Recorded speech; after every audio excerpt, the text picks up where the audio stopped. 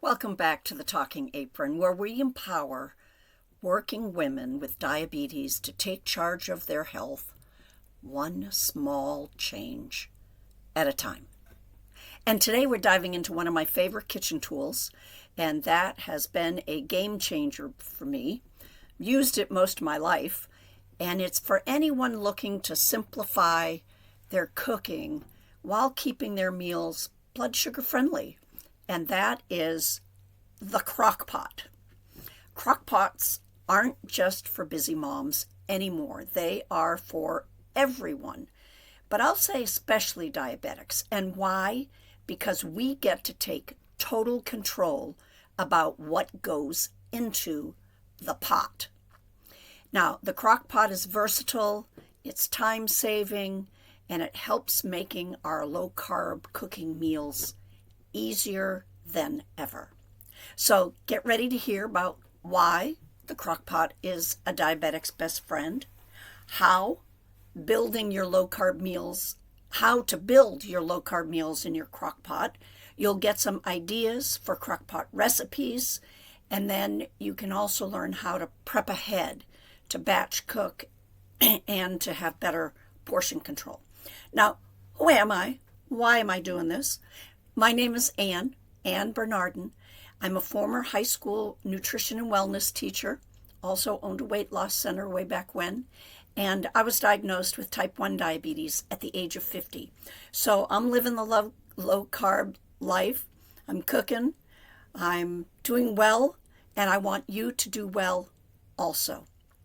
So go ahead, go grab your cuppa, put your earbuds in, clean the house, maybe do some filing if you're at work listening. Just let's get started. So some of the basics. Why is the Crock Pot such a great tool? Well, I talked about saving time. You know, when we cook, we have to watch the stove. We have to keep our eye on a couple things when we're in the kitchen. With the Crock Pot, we don't have to do that. We can slice, dice, chop, put it in, and we can forget about it. So we can pay attention to the other things going on in our life.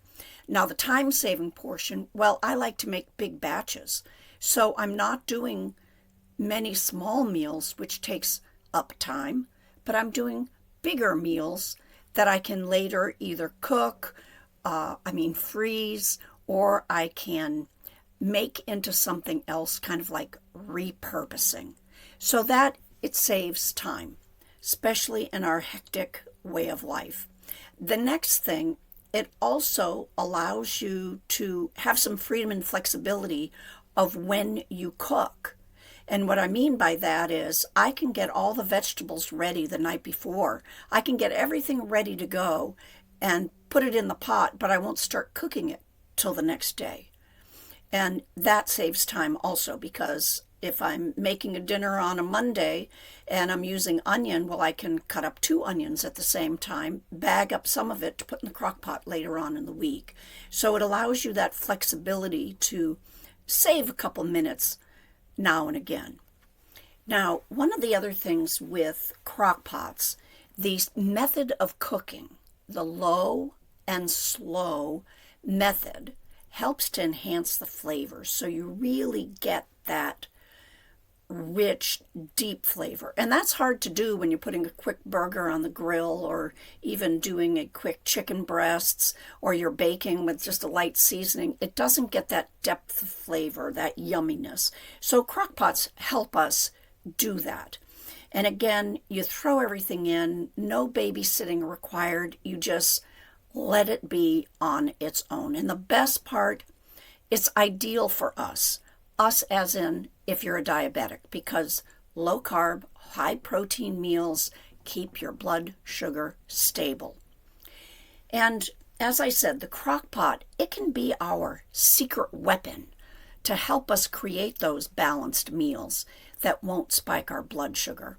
And why we want to do that is we want to take the stress out of our life, because sometimes there are times when you look at your calendar and you go, how am I going to get through this busy day and then go home and want to cook myself a healthy meal? Well, how you do that is you look ahead at your schedule for the week and you go, oh, I need to create a meal ahead of time. I need to do something easy that day. What am I going to be doing? I can use the crock pot. Now, the other thing, having something in the crock pot, knowing when you're driving home from your busy day, you will not be tempted to stop and grab that quick meal because you're starving and too stressed to think about dinner. No, you already thought about your dinner. You're going to be going home into the house smelling and savoring the meal that you've put into the crock pot because it is cooking at home. Now let's talk about how to actually build those blood sugar friendly meals.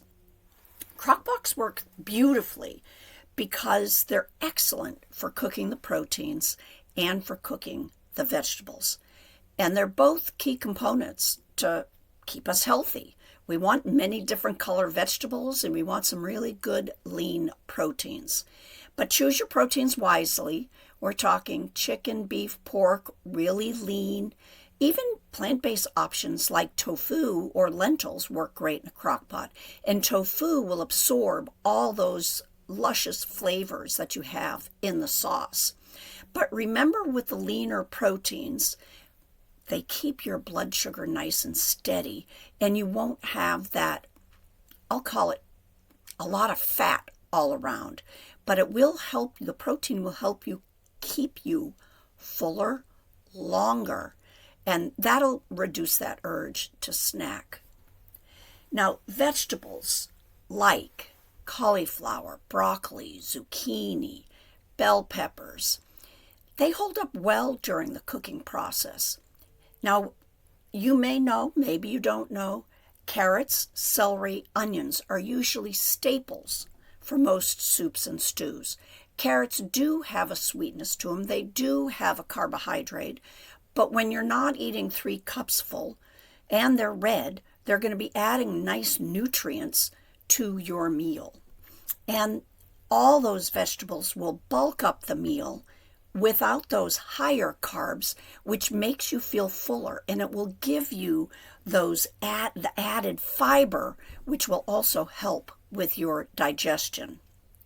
But remember, when you're making crock pot meals, watch those sugary sauces. And what do I mean? Recipes will say, put in some barbecue sauce or ketchup.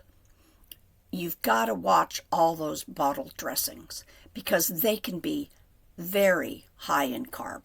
Now, if we think about spaghetti sauce, yes, you've got to watch the label on spaghetti sauce, but tomatoes are carbs, and that's fine, and that's good. We just have to watch those extras that we don't want in there. Now, as I said, you can make, we talked about tomato sauce, but in addition, you can make your own sauces. Add the can of tomato sauce or stewed tomatoes and add your Italian seasonings so you avoid adding all those store-bought sugars. Now, we know that many traditional crock pot recipes call for the ingredients of pasta, rice, and potatoes. But for diabetes-friendly meals, you'll want to avoid these or limit these.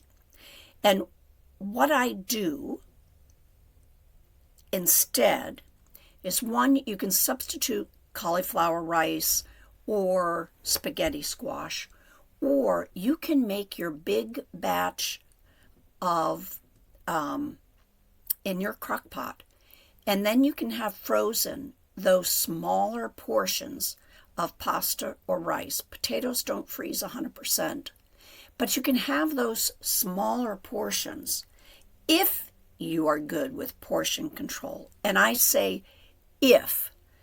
If there's mashed potatoes in my house, I am not good with portion control. I'm not.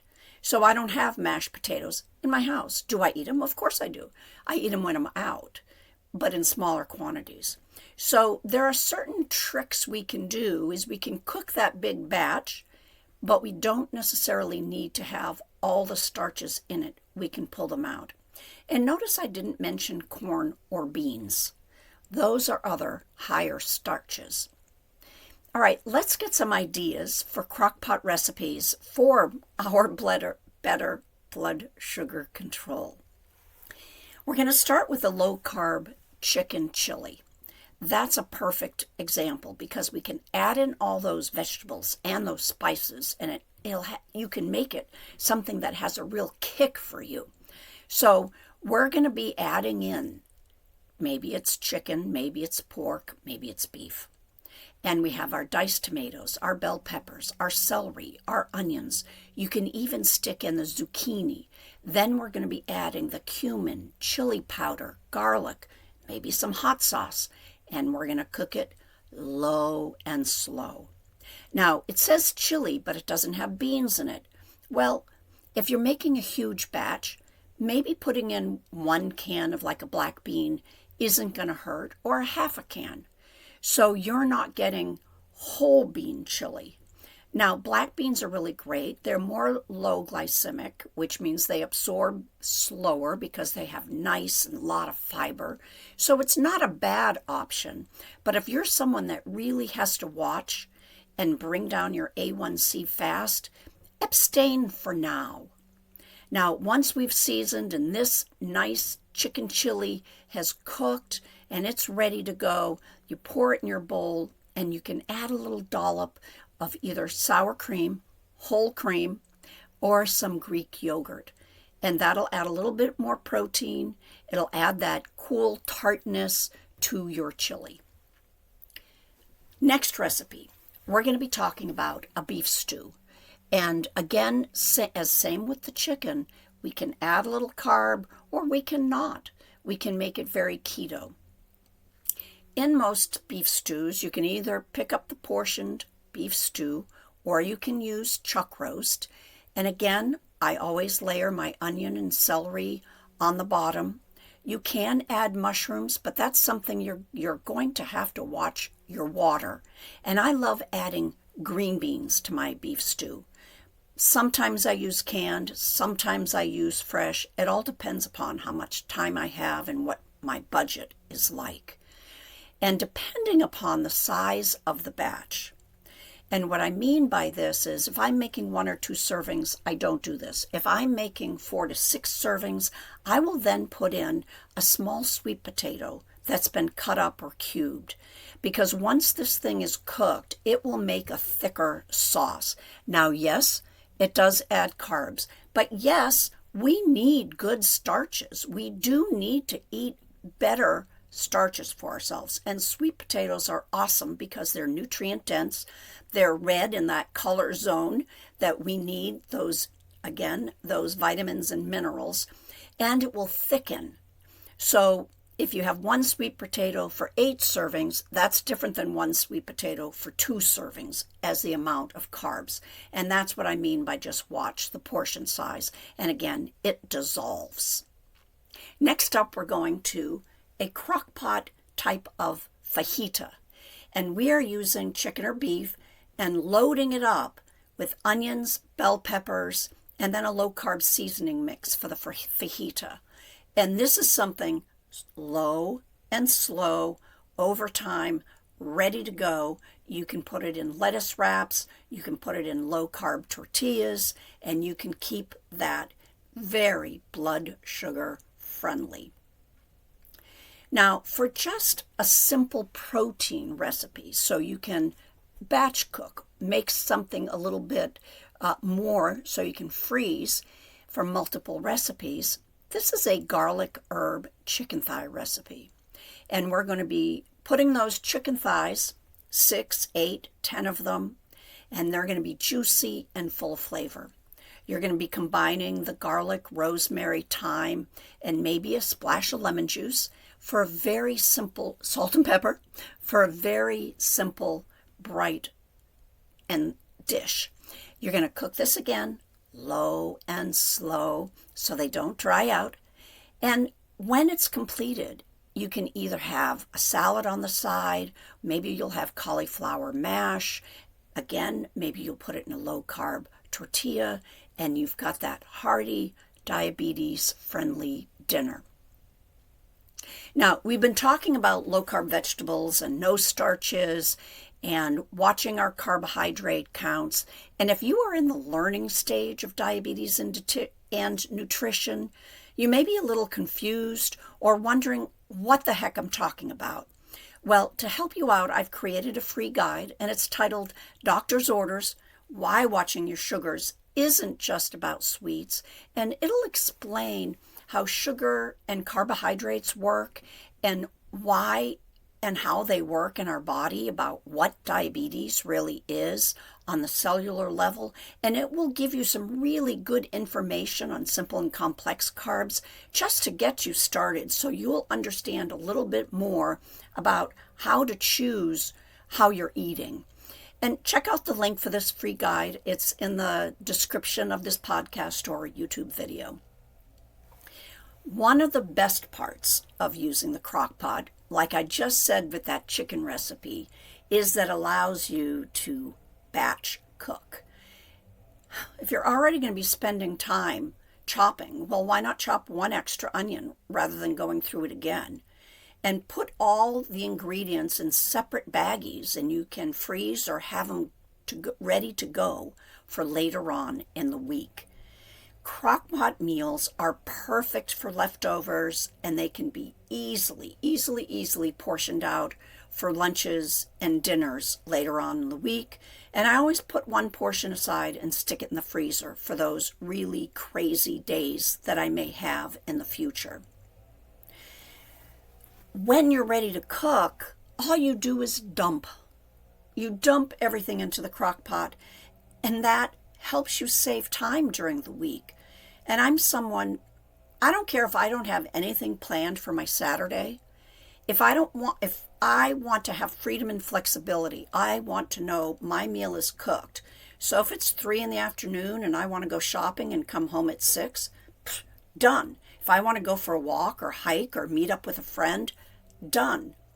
This is how I stay responsible and accountable for my own diabetes care, for my own blood sugar results. Because when I don't plan ahead, then I'm whining and complaining, and my blood sugar's going high, and blah, blah, blah, and woe is me. Guess what? I'm not a woe is me person. I'm a let's get her done person. And maybe you want to be like that as well. Before we wrap up, here are a couple tips to make sure that your crock pot meal is a huge success and that it goes smoothly. So one, layering is key. You're going to put those tougher vegetables on the bottom. What do I mean by tougher? Cauliflower, broccoli, onions, celery on the bottom. Delicate spinach, that's on the top. Mushrooms, kind of in between, they can go closer to the top. And that's so everything cooks evenly. You're not going to overfill. Leave some space for proper cooking and heating. It can lead to uneven cooking. Then you're going to check your liquid. Now, crock pots need less liquid because the top seals really tight and will hold all the moisture in because the steam is trapped. That's why we love crock pots, because our foods are nice and moist and juicy. And the vegetables that we're using, they are full of water. So you want to make sure that you don't add additional water, because the water gets released during the cooking process. Now, when we're cooking rice, pasta, potatoes, they absorb the water, but we're not using those ingredients. So if you find a recipe that you love and it says add 2 cups of water and you have potatoes, pasta, and all that, cut the water in half, because all those vegetables are going to add the water themselves. Next thing is use a timer. If you have a recipe, a crock pot that's full, and you're going to be gone for 8 hours, you want to make sure what you're getting at the end of the 8 hours. Or you have a crock pot with a timer, or you have a timer that the crock pot is plugged into, and it can shut off after 4, 5, 6 hours if you know you're going to be having a 9-hour day. That's why a lot of people will put the crock pot on overnight, because it shortens the time that they'll be gone. That's it. That's it for today's episode of the Talking Apron. I hope you're inspired to reach in that bottom counter cabinet, reach behind, pull all those things out to get your crock pot, dust it off, and get ready to fill it up so you can create those delicious low-carb recipes that are going to help you alleviate some of the stress during your week, helping you to help yourself. Remember, managing your blood sugar doesn't have to be a struggle when you're planning ahead and you're using a tool like the crock pot to your advantage. As always, don't forget to subscribe, share this podcast with others. Maybe they need a little kitchen inspiration or help with their diabetes control, blood sugar control. And until next time, take care of yourself, one small change at a time.